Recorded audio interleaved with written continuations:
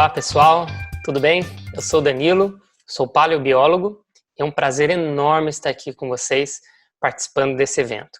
Espero que vocês estejam aprendendo bastante e hoje estaremos tratando um tema bem interessante, que é a questão do dilúvio de Gênesis. E como isso altera, considerar o dilúvio de Gênesis, como isso altera a nossa visão da história do nosso planeta, certo? Vou estar compartilhando os slides aqui com vocês e espero que isso seja extremamente informativo e que vocês aprendam bastante. Vamos lá. Muito bem. Dilúvio, revelando a história, revelando a nossa história, a história do nosso planeta. Vamos lá. Então, em relação às nossas origens ou o desenvolvimento do nosso planeta, existem duas visões principais. Quando estamos falando principalmente na questão de geologia e paleontologia, questão das rochas e dos fósseis, nós tratamos dessas duas visões principais. Uma delas é o uniformitarismo, que é o que está do lado esquerdo aqui da imagem, que diz que segundo o uniformitarismo, segundo esse tipo de visão, dessa ideia, as camadas de rochas e também os fósseis que estão nela inclusos, seguiram os mesmos processos geológicos para se formar do que acontece hoje. Então, por exemplo, os mesmos processos de erosão que teriam acontecido hoje, que acontecem hoje, teriam acontecido também no passado. Então, isso conhecido como atualismo. E teriam sido formados ao decorrer de longos períodos de tempo, por milhões e milhões de anos, com uma mudança bem pequena, gradual, de cada vez. E uma pequena mudança, com o tempo, vai gerando uma mudança maior. Então, são processos lentos. Assim como processos naturais que acontecem hoje, teriam acontecido também no decorrer de milhares ou milhões de anos. Isso também chamado de gradualismo. Outro modo de expressar isso aí, principalmente a questão do atualismo, é que se diz que o presente é a chave para o passado. Ou seja, o que acontece hoje, nos dias de hoje, é o que vai nos ajudar a interpretar como aconteceu a formação das rochas e a fossilização no passado. Mas isso não necessariamente é verdade. Tem uma coisa que é bem simples ou bem óbvia. Nenhum de nós estávamos lá no passado. Seja você evolucionista ou seja você criacionista, né? Nós não sabemos. Tudo que temos são especulações e interpretações lógicas das evidências que nós temos no presente, certo? Então não é totalmente errado você olhar e falar, eu acredito que foi assim ou de outro jeito. São interpretações, certo? Uma delas, então, é o uniformitarismo, que acredita que foi devagar, os processos foram acontecendo lentamente. Por exemplo, a erosão, que acontece hoje. O vento vai raspando ali, levando grãozinho por grãozinho ali das rochas. A água também vai levando e carregando esse material para outro lugar, bem devagar. E com o tempo, com anos e anos e anos, isso vai criando um buraco ali na rocha, um espaço. Isso nós observamos hoje e aplica-se então isso a milhões de anos, que daí seria o uniformitarismo. Por outro lado, existe então uma outra visão, que é o catastrofismo, que está à direita da imagem. O catastrofismo, ele defende o quê? Que no seu passado, em algum momento da sua história, o nosso planeta passou por uma grande catástrofe, ou uma série de catástrofes que moldaram o planeta como nós o conhecemos hoje. Seja a questão das rochas ou os fósseis, mas tudo isso teria sido causado por grandes catástrofes ou eventos catastróficos. Por isso o nome catastrofismo. Então, seria causado por grandes enchentes ou grandes terremotos, vulcanismo, grandes atividades vulcânicas. Todos esses eventos poderiam corroborar para a formação do que nós observamos hoje. Grandes camadas de rocha, deposição de fósseis e etc. Então, esse é um modo de se observar e se interpretar as evidências, olhando que não necessariamente as coisas teriam acontecido devagar, mas que em um dado momento da nossa história, grandes catástrofes aconteceram e transformaram o planeta mais rapidamente. Não no decorrer de milhões de anos, mas num período mais rápido, certo? Seja no decorrer de semanas, meses ou anos, mas a visão é essa, que catástrofes grandes aceleraram esse processo de formação, de moldar, na realidade, a superfície terrestre como nós conhecemos hoje. Só que, quando estamos estudando isso na academia, na universidade, nós temos o foco principal na questão do uniformitarismo. Não é tratado muito o catastrofismo. Se menciona rapidamente, né, mas se ignora em boa parte das discussões. Na maioria das vezes se discute o uniformitarismo. Então, acredita-se então nos milhões e milhões de anos e processos lentos, certo? Mas nós vamos estar considerando hoje o catastrofismo, especificamente o dilúvio de Gênesis, certo? Vamos estar olhando para ele e vendo como colocar isso, essa questão dessa catástrofe global, no cenário científico, um desses modos de interpretar a ciência, pode transformar os resultados e transformar a nossa visão da nossa história, certo? Muitos acreditam que o dilúvio, né, é uma coisa que só está na Bíblia, né, que a Bíblia, né, que os judeus e os cristãos que acreditam numa história dessa, que está lá registrado em papiros antigos, em livros e tal, e que é só lá. Você vai abrir a Bíblia e está escrito lá. Mas não, se nós olharmos outras civilizações ao redor do mundo, nós conseguimos observar que elas também têm histórias e lendas sobre um grande dilúvio, sobre uma grande enchente. Então aqui coloquei nesse slide só alguns, não são todos, mas alguns dos locais onde possuem lendas e histórias sobre um grande dilúvio. Sejam histórias de algum império ou algum povo indígena, aborígene. Eles possuem alguma história que conta uma grande inundação, uma ação de um Deus que veio para punir quem era ruim, ou conta sobre um barco, né, e uma família que foi salva dessa grande inundação, dessa grande chuva. Ou alguns narram também que animais foram salvos dentro desse barco também. Dependendo da cultura ou da lenda, ainda descrevem como esse barco era. Cada cultura descreve ele de um jeito diferente. Mas é muito interessante a gente notar que isso não é algo exclusivo. Os povos do mundo conhecem uma história dessa. Claro que isso não é uma evidência definitiva de que aconteceu o dilúvio, mas é interessante nós ponderarmos isso e falarmos, olha, não é algo tão fora do comum uma história dessa, de que houve uma grande chuva, né, e cobriu toda a terra. As nações conhecem, né, os povos conhecem essa história. Mesmo que um pouco diferente, às vezes distorcida ali, alterada, comparada ao que nós vemos em Gênesis, mas conhecem uma história desse tipo, certo? Então nós temos a visão, quando nós estamos falando de dilúvio, aquela visão, sabe, quase que da escolinha na igreja, que às vezes a gente vai lá quando era criança e um professor vai lá e conta pra gente uma história do dilúvio, coloca um barquinho cheio de animalzinho pendurado para fora, né, aquela coisa, girafa, o pescoço saindo pela janela. E a gente acaba tendo essa visão que era um barquinho todo bonitinho e depois começou a chover e devagarzinho foi subindo a água e o barquinho começou a flutuar e depois de um tempo ele parou num monte e as águas baixaram e os animais saíram.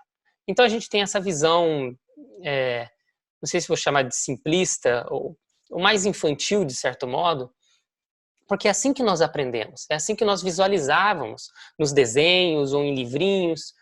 Mas, na realidade, se nós analisarmos bem a história em Gênesis, é uma catástrofe como nunca vista antes.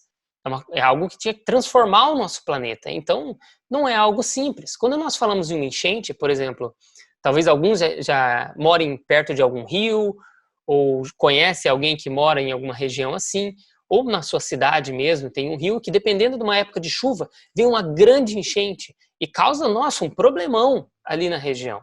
Certo? Isso que nós estamos falando de um rio, que só inundou uma área, alguns metros para fora assim, de onde ele normalmente flui, já causa um dano enorme, né, à cidade e à população. Imagina algo global. Então, se a gente aumenta essa escala, a gente consegue aumentar a escala do problema que foi para as pessoas que não estavam dentro da arca. Certo? E como a gente sabe que a água causa grande destruição, como eu falei, um rio numa enchente vindo e carregando tudo que tem pela frente, já causa um dano enorme. Imagina as águas de um dilúvio cobrindo um planeta inteiro. Ele vai transformar a crosta terrestre de um modo que a gente não consegue nem imaginar. Mas vamos devagar. Vamos dar uma olhada, então, em Gênesis 7, versículo 11 e 12. Tem um detalhe que a gente geralmente passa, né, lê e passa despercebido. Vamos dar uma olhada.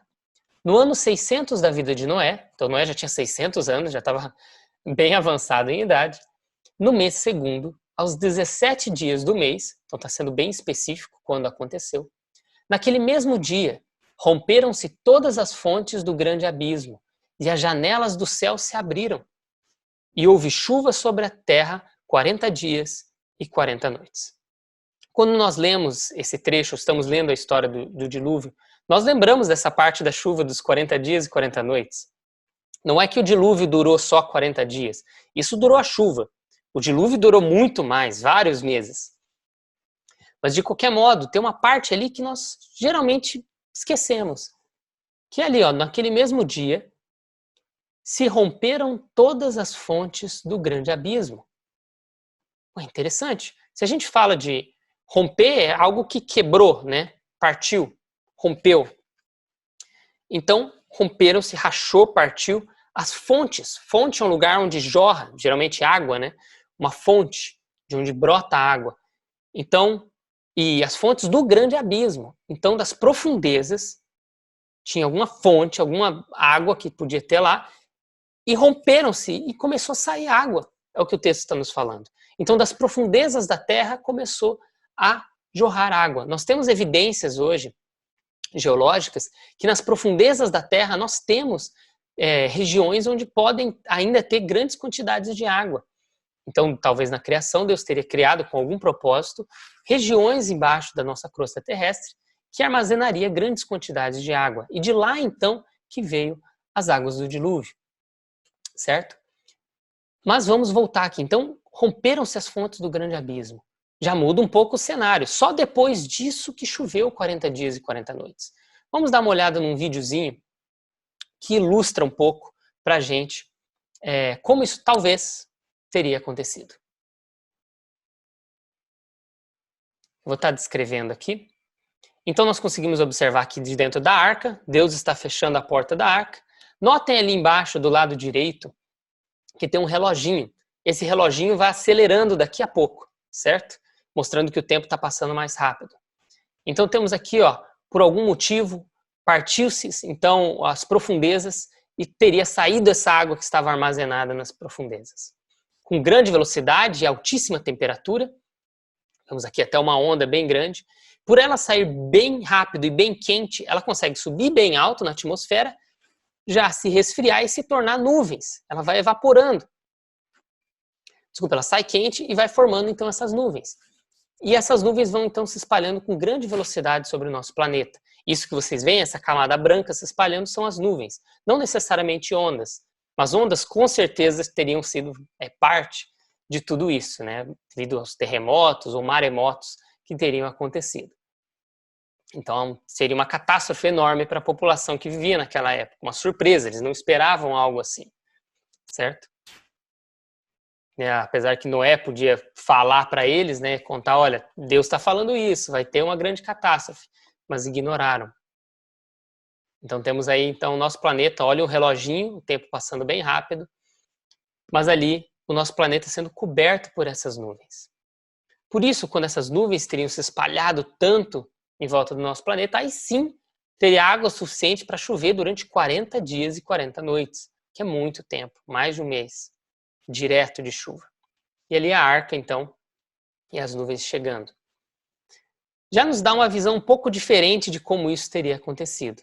Ali, só naquela rachadura, já teríamos maremotos causando grandes tsunamis também, uma grande transformação ali na crosta terrestre, e depois muita erosão devido tanto aos tsunamis e as águas que foram subindo, né, de nível, e a chuva que vai carregando o sedimento e aumentando o nível do mar. Se toda essa catástrofe tivesse acontecido, se ela realmente aconteceu, nós teríamos que esperar algo bem diferente para encontrarmos no nosso planeta. Teríamos que encontrar milhares de criaturas mortas, enterradas por lama, por sedimento, espalhadas por toda a Terra. E interessante é que é exatamente isso que nós encontramos quando falamos de fósseis. São milhares de criaturas mortas que foram soterradas por lama, por diferentes sedimentos, e estão espalhadas por toda a Terra. Tanto criaturas marinhas, né, ou aquáticas, quanto terrestres. E que voavam também, nós encontramos fossilizados. Incrível! Exatamente como a gente esperaria de um grande dilúvio. Note uma coisa, se você pegar um livro que fale sobre dinossauros ou conte como os fósseis são formados, perceba uma coisa. Sempre eles vão ser desenhados, pode ser um livro evolucionista, criacionista, tanto faz, mas sempre, quando está se descrevendo a formação de um fóssil, o animal, a criatura, sempre vai morrer na água, vai ter morrido ali na água ou próximo da água. Por quê? Para que a fossilização aconteça, para que esses estágios, como você pode ver, aconteça, é necessário água. Para que haja fossilização, é necessário água. Então é interessante nós observarmos isso. Porque no dilúvio tinha água de sobra, tinha um sedimento para ir, cobrir esse animal que morreu, e a água ali para fazer a troca dos minerais com os ossos, então fossilizar aqueles ossos, aquele esqueleto, no caso como nós vemos na imagem, certo? E depois, com chuva e erosão, vai sendo exposto, como nós podemos ver aqui na imagem da direita embaixo, expostos esses fósseis, e hoje então nós podemos encontrar essas evidências, no caso, como estamos falando aqui, de uma grande catástrofe. Mas é interessante, e todos concordam com isso, qualquer paleontólogo sabe que é necessário água para que haja fossilização. Temos muitos casos interessantes aqui. Se nós falarmos de fossilização, como que é narrado? Geralmente conta-se que o animal morreu perto então de um rio, ou caiu num pântano, na água, alguma coisa assim. Morreu e lentamente o sedimento foi sendo depositado em cima dele, e depois ele foi então passando pelo processo de fossilização, milhões e milhões de anos para isso acontecer e tal. Só que quando estudamos os fósseis, não é bem essa a realidade que nós vemos. Nós vemos animais, criaturas que morreram rapidamente. Não foi algo lento, gradual, que elas morreram devido à idade, uma doença, alguma coisa, foram caçadas e morreram. Não, é algo muito abrupto. Elas foram rapidamente soterradas, assim como um cenário de catástrofe. Temos na imagem da esquerda, na esquerda, a imagem de cima, nós vemos um dinossauro, um oviraptor, protegendo os seus ovos. Acreditava-se, a primeira vez que encontraram esse fóssil, que esse dinossauro estava roubando os ovos. Mas não era, na realidade ele estava protegendo o ninho. Então olha que interessante, esse animal não teve tempo de fugir, não teve tempo de mover os ovos para outro lugar, nada. Não foi uma coisa lenta e gradual, devagarzinho, não. Foi uma coisa abrupta. Veio uma grande enxurrada, sedimento, lama e soterrou esse animal de uma vez.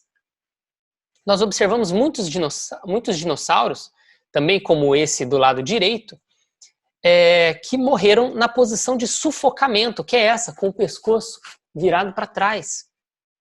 Então, quando isso acontece, é conhecido como a posição de sufocamento. Ele morreu sem conseguir respirar. Então, é muito interessante.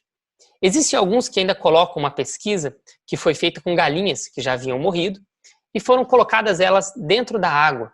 E notaram que o pescoço da galinha, por ser longo, semelhante assim, a alguns dinossauros, o pescoço, depois dela morta, virava. Os músculos faziam com que o pescoço virasse para trás.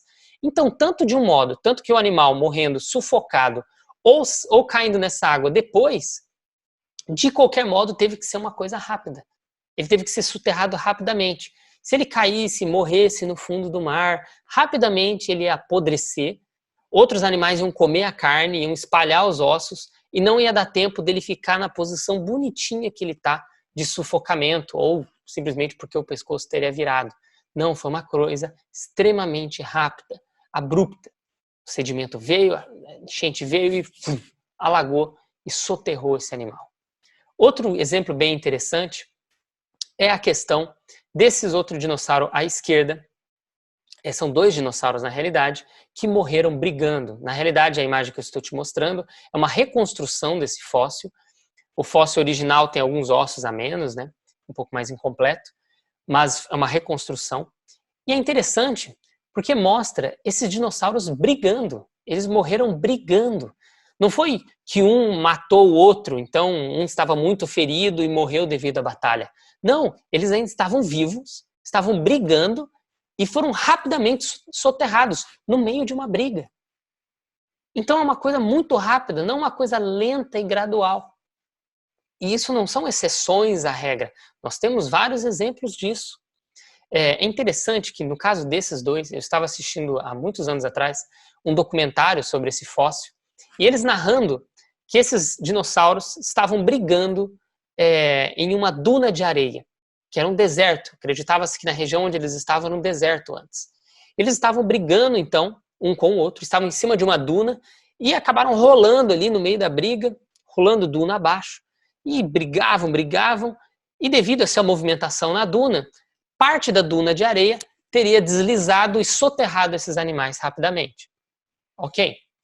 Aí eu fiquei pensando, falei, nossa, primeira vez que não é mencionado água para fossilização desses animais. Primeira vez que os animais foram mortos simplesmente por serem soterrados por areia no meio de um deserto. Então não tem água abundante aí para fossilizar. Mas logo em seguida, a pessoa que estava narrando o documentário fala que devido às chuvas recentes que teriam acontecido naquele deserto, a areia estava úmida e soterrou esses animais com essa areia molhada. Eu falei, novamente, há necessidade de chuva, há necessidade de água, e sempre uma questão muito abrupta, muito rápida, para soterrar e preservar esses animais assim. Um cenário que nós vemos quando estamos falando de dilúvio. Também nós encontramos várias plantas que foram, que foram preservadas em pé. Geralmente um tronco teria que cair primeiro, depois ser soterrado. Nós encontramos alguns assim, mas muitos estão em pé, que muitas plantas acabam, quando troncos estão na água boiando, alguns com o tempo acabam ficando na posição reta, ereta, e acabam afundando assim. Então é interessante. Nós observamos muitos troncos em pé, e muitos deles, estão atravessando várias camadas de rocha, vários estratos. E o que isso quer dizer?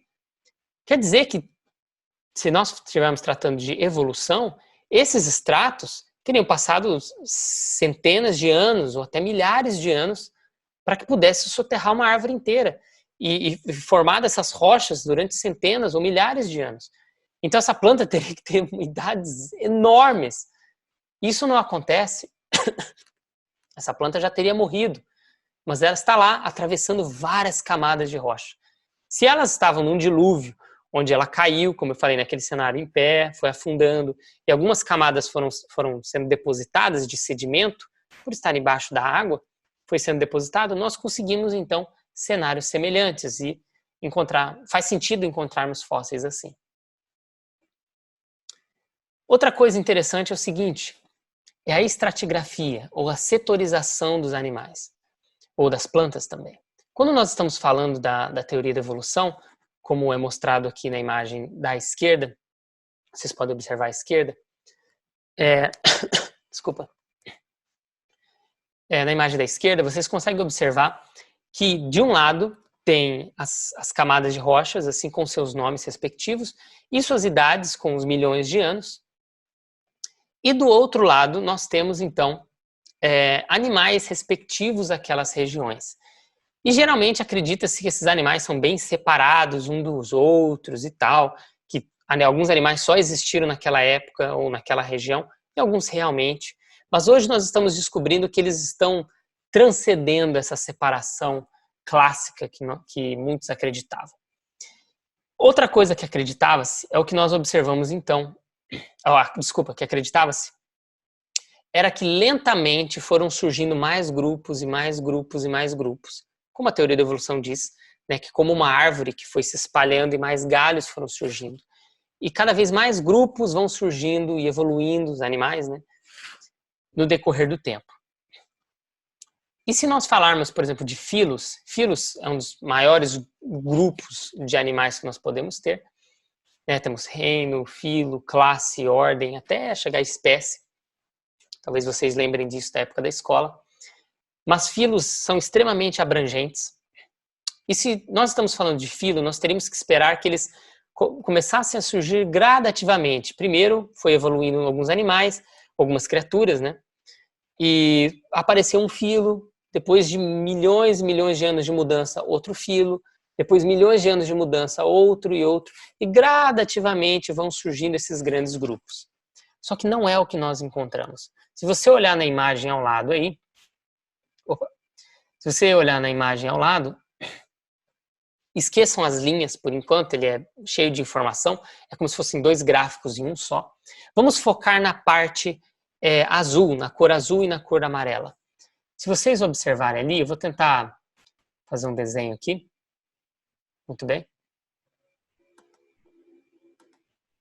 Se vocês observarem aqui embaixo, nós temos então a linha começando aqui no mais antigo, aqui para trás, chegando até aqui na frente os dias de hoje, certo? Passando então, segundo a teoria da evolução, milhões e milhões de anos, certo? Então, o que nós deveríamos esperar? Que os filos, como eu falei, começassem a aparecer devagar. Então, a vida teria surgido aqui, e daí gradativamente apareceria um filo, depois outro filo, depois outro. E lentamente iriam surgindo os filos assim, certo? Até chegar aos dias de hoje. Só que não é o que nós encontramos. Nós encontramos, olha só, aqui no comecinho, alguns filos, um ou outro só aparecendo, e de repente, bum, nós temos essa linha, que é conhecida como a explosão do Cambriano. É um período onde, de repente, quase todos os filos animais que nós temos hoje apareceram. Não todos os animais que temos hoje, as espécies não, bem diferente. Mas os filos, os grandes grupos que representam, como cordados, artrópodes, etc., todos eles teriam aparecido ali, pum, um pico. E depois, bem poucos foram aparecendo, bem devagar, bem devagar. Opa. Travou aqui, desculpa. Desculpa, estava com uns problemas técnicos aqui. Só um minutinho. Tentar resolver aqui. Muito bem. Não sei se isso apareceu para vocês, mas eu tive alguns problemas aqui na hora de ajustar. Muito bem. O que acontece? Nós temos, então, esse pico, esse aumento de grupos de criaturas. E isso é incrível, porque não mostra aquela evolução gradativa que nós esperávamos, mas sim um aparecimento muito rápido desses animais. Então já quebra um pouco dessa visão tradicional que temos, que aprendemos nas escolas, certo?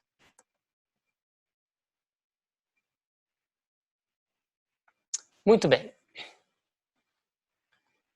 Vamos lá. Então, outra coisa que nós temos é a diminuição da distância entre diferentes grupos. Segundo a evolução, nós temos, por exemplo, a evolução dos peixes, depois anfíbios, répteis, depois mamíferos e aves, né? Que teriam evoluído a partir desses animais. Mas nós estamos observando cada vez mais a junção desses grupos. Por exemplo, hoje, junto com dinossauros, nós encontramos vários mamíferos vivendo com esses animais. E também acreditava-se que aves teriam evoluído muito tempo depois, mas hoje nós vemos aves vivendo juntos com dinossauros. É incrível isso. Não se esperava algo desse tipo, mas nós vemos. Opa, acabei de perceber aqui que aquele risquinho ainda está presente ali na imagem. Não sei se está aparecendo para vocês. Eu vou tirar aqui rapidinho. Tá. Muito bem.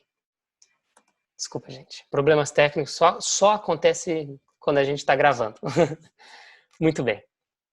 Então, o que acontece? Espera-se, segundo a evolução, que esses grupos vão aparecendo devagar, mas nós observamos que eles já viviam juntos.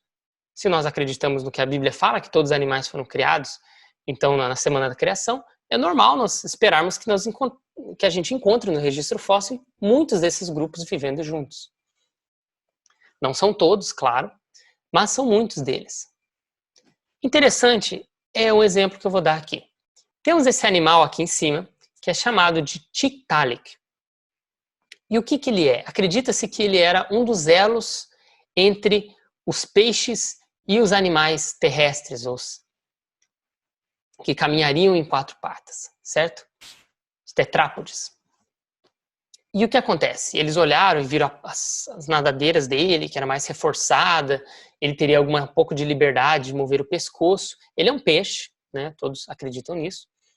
Ele é um peixe, mas então falavam, uau, ele está mostrando a evolução. Além de vários outros que são considerados elos, entre aspas, elos perdidos, né? Entre esses animais. Por exemplo, entre esse peixe, o selacanto, que acreditava-se que tinha sido extinto há milhões de anos atrás, mas está vivo até hoje. E acreditava-se também que ele era um elo. Mas, então, depois do selacanto, outros animais teriam surgido, e depois o Tiktaalik, e depois desse Tiktaalik, outros animais, como os anfíbios, teriam aparecido. Né, os animais com patas mesmo. Só que não é essa a realidade que nós vemos.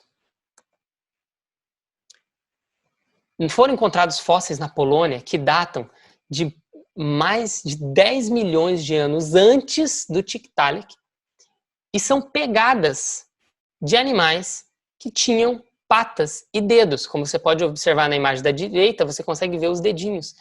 E são animais que andavam trocando as patas um de lado para o outro e mexendo o corpo, assim como répteis e anfíbios fazem hoje, e não peixes.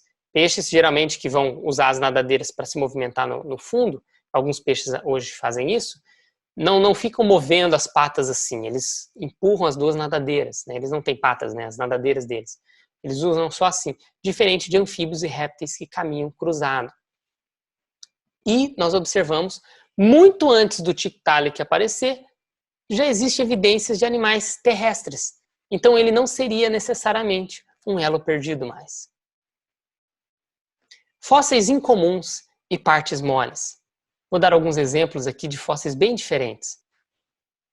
Na realidade, os fósseis já são incomuns. Eles não seriam coisas normais de acontecer. Fósseis não são formados naturalmente. São sempre condições extraordinárias. Como eu falei, a grande necessidade de ter água para formar esses fósseis. Nós temos algumas regiões, além de que são encontrados fósseis, algumas delas são chamadas, são mais extraordinárias ainda, né? São mais exceções à regra ainda do que os próprios fósseis, que são chamados de Lagerstätten. Não sei se estou pronunciando isso correto. E aquela explosão do Cambriano que nós falamos é um desses, certo? Que um desses Lagerstättens, eles são conhecidos por serem regiões onde há uma grande diversidade de espécies e os fósseis são muito bem preservados lá. E vocês podem ver os animais que estão ali, eles são muito diferentes dos animais que nós vemos hoje, uma diversidade incrível. Mas eles já fazem parte de filos de animais que nós temos hoje em dia, certo? Como eu mencionei, artrópodes ou cordados, certo? Então, uma grande diversidade. Muitos deles tinham corpo mole, eles não tinham esqueleto ou alguma carapaça que pudesse sobreviver durante milhões de anos para ser preservada. Não, eles tinham corpo mole e mesmo assim foram preservados rapidamente. Qualquer coisa mole, carne, assim, apodrece muito rápido, nós sabemos disso. Então, o processo de mineralização e, posteriormente, a fossilização teria que acontecer bem rápido. Outros exemplos bem interessantes são os dinossauros mumificados. Nós temos esses dinossauros extremamente bem preservados, como vocês podem ver. O da esquerda, é incrível que até dá para observar os músculos, as marcas dos músculos deles. E esse da esquerda da direita, parece que ele está dormindo, nem parece que morreu, de tão bem preservado que ele foi. Se esses animais estão expostos a qualquer tipo de intempérie, ou aos anos mesmo, milhões, milhares de anos, eles não vão estar tão bem preservados como nós observamos. Muitas alterações na Terra teriam acontecido que poderiam acabar com esses fósseis. Claro que eles também são exceções, mas é incrível nós encontrarmos animais que foram soterrados rapidamente e muito bem preservados. Outros fósseis incomuns, na realidade nesse caso não fóssil, mas preservação de tecido bem incomum, são esses que foram encontrados, na realidade, em alguns dinossauros já, mas este é um exemplo de dinossauro, de tecido mole que foi encontrado em Tiranossauro Rex, lá nos Estados Unidos. Foi encontrado, então, esse fóssil, e nesse fóssil foi encontrado esses tecidos moles, não fossilizados. Quando eu falo tecido mole, pode ser músculo, pode ser tendão, pode ser pele, certo? Tecidos que são moles, assim, cartilagem. Nos outros fósseis estão preservados, estão fossilizados, virou rocha. Mas nesse caso não.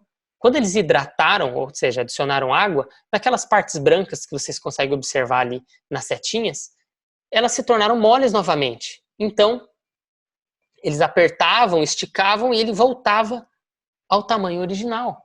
Incrível. E ainda observaram estruturas que aparentam ser veias. E observamos ali células sanguíneas, como vocês podem ver. Incrível. Se esse fóssil tem milhões e milhões de anos, isso não seria preservado desse modo. Impossível. 65 milhões de anos, pelo menos. Mas, se houve um dilúvio há alguns milhares de anos só, nós temos uma condição um pouquinho melhor, né, de preservar esse tipo de estrutura. Ainda é muito difícil, mas nós encontramos. Tecidos moles que foram preservados, não moles como o anterior, mas que viraram fósseis. Olha só, é tão rápido esse processo de preservação que muitos deles, como vocês podem observar na imagem da esquerda, foram preservados com resquícios químicos ainda de um sistema nervoso, de gânglios desse tipo de animal. Então conseguimos entender como funcionavam os olhos, o sistema nervoso desse animal. Muitos deles, o intestino é preservado também. Incrível! Músculos, né, estruturas assim, que já deviam apodrecer muito rapidamente, mas estão preservados. Muito bem preservados, por sinal. Se nós observarmos agora na direita, não sei se você vai conseguir ver bem na imagem de cima, mas é um peixe. É um peixe lá do Nordeste, da região do Araripe, um fóssil que é bem comum daquela região. E ele é tão bem preservado que se olhar no microscópio, ou no caso ele é microscopia eletrônica, mas olhando no microscópio você consegue observar que foram preservadas o músculo dele e as fibras musculares, que são extremamente pequenas. Então, em vez de simplesmente fossilizar os ossos, que duram um pouco mais, nós temos os músculos sendo preservados.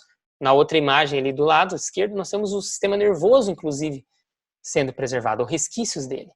Então é incrível. Com certeza não ia ser um processo lento de muito tempo para preservar esses animais. Não, é um processo extremamente rápido, como nós observamos e vemos se tivesse acontecido um dilúvio. Inclusive, estruturas como embriões de esponjas, que são microscópicos, são bem pequenininhos, e nós conseguimos observar até as estruturas ali como células, estão preservadas também. São estruturas muito pequenas, extremamente frágeis, mas foram fossilizadas, foram preservadas também. E até melanossomos, que são estruturas intracelulares que dão cores, né, por exemplo, penas, como nós observamos ali na imagem. Então hoje nós podemos encontrar fósseis de penas e saber mais ou menos como era o padrão de coloração dessas estruturas. É incrível o nível de detalhe de preservação que nós temos nesses fósseis. Então, com certeza não foi uma coisa que demoraria simplesmente milhões e milhões de anos. Iria deteriorar muito rápido essas estruturas. Elas não são preservadas por tanto tempo assim. Muito menos o tempo necessário para que houvesse, então, a fossilização. É impossível. Mas se nós considerarmos um dilúvio onde tudo teria acontecido muito rápido e os processos muito mais rápido, todas essas situações que nós estamos vendo, que não são só exceções à regra, mas se torna cada vez mais comum quando estudamos fósseis, começam a fazer mais sentido quando nós consideramos o dilúvio nesse cenário. Vou voltar para a imagem aqui. Fez sentido essa questão dos fósseis? Nós conseguimos observar que não é uma questão de milhões de anos, simplesmente. Pode ter sido uma coisa muito, muito, mas muito mais rápida. E quando consideramos o dilúvio no cenário, as coisas começam a ficar um pouco mais claras. Esses fósseis que parecem estranhos, que na realidade são mais comuns do que nós imaginamos, que falam, uau, não tinha que ser assim, tinha que demorar milhões de anos, tinham que ser fósseis simplesmente de ossos de animais, e olha lá, não, nós encontramos de muitas estruturas que só poderiam ser preservadas se fossem soterradas rapidamente, se uma grande catástrofe soterrasse esses animais. Tem um exemplo interessante nos Estados Unidos, de uma região que é encontrada com vários dinossauros de uma espécie que foi soterrada ali naquela área, mas só são encontrados animais adultos. Não são encontrados jovens e nem filhotes. E também nem idosos. Então é interessante, só os adultos estão lá. E o que isso sugere? Que todos os outros morreram do nada ou foram caçados? Não é isso, isso geralmente não acontece numa população. Alguns são caçados, alguns morrem de idade, mas quando haveria vários mortos ali, teriam que ter sido soterrados todos de uma vez. O que mostra que talvez eles estariam fugindo de uma grande inundação, então talvez um tsunami, muito sedimento invadindo o continente. Os adultos, que têm mais força, conseguem fugir durante mais tempo, e os filhotes e os idosos, que correm menos, ficariam para trás. Por isso que, infelizmente, eles não conseguiram sobreviver, foram todos soterrados, e nós só encontramos naquela região adultos, que foram os que conseguiram correr até aquela área. Não encontramos filhotes e também não encontramos idosos. Então não seria um cemitério de animais, assim como nós vemos com elefantes que vão lá para morrer. Senão encontraríamos idosos lá também, mas não. Só adultos. Então todos esses casos, que, como eu falei, parecem exceção, mas não são, começam a fazer sentido quando nós consideramos uma catástrofe global. E não o tradicional que nós estudamos de milhões e milhões de anos. Por isso, nós temos que quebrar os paradigmas daquilo que nós muitas vezes acreditamos ou aprendemos. Aprender é muito bom, ter conhecimento é muito bom, mas saber que às vezes tem muito mais que não é falado ali em sala de aula, que nós não aprendemos, ou que aprendemos só superficialmente. Mas por nós descartarmos a Bíblia, descartarmos o relato de Gênesis, o relato do dilúvio, nós acabamos perdendo muita coisa. E a ciência, às vezes, acaba não fazendo tanto sentido quanto poderia fazer. Se nós considerarmos essas verdades, como eu falei lá no início, considerando o dilúvio, olha como esses fósseis fazem muito mais sentido. É transformado a nossa visão em relação à paleontologia. Espero que tenha ajudado vocês a entender um pouco mais em relação aos fósseis e em relação ao dilúvio. Espero essa palestra tenha te ajudado, certo? E que tenha gostado também. Então, faça esse exercício. Quando você começar a estudar coisas novas, sempre coloque a luz da Bíblia, a luz da palavra de Deus. Filtre os conhecimentos através dela. Então, a ciência e tudo ao seu redor vai fazer cada vez mais sentido. Muito obrigado e que Deus te abençoe. Até mais.